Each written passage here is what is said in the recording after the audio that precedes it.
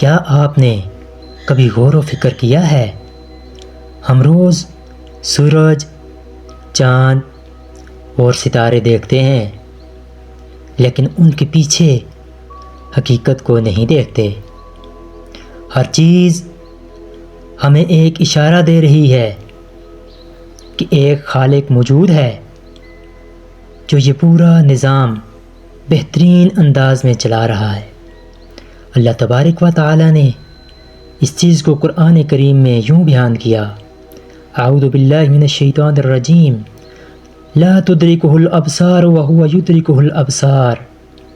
آنکھیں اسے نہیں پا سکتیں لیکن وہ سب آنکھوں کو پا لیتا ہے۔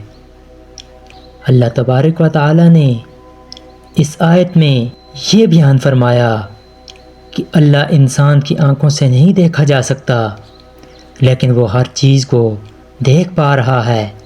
یہ آیت ہمیں عاجزی اور غور و فکر سکھاتی ہے۔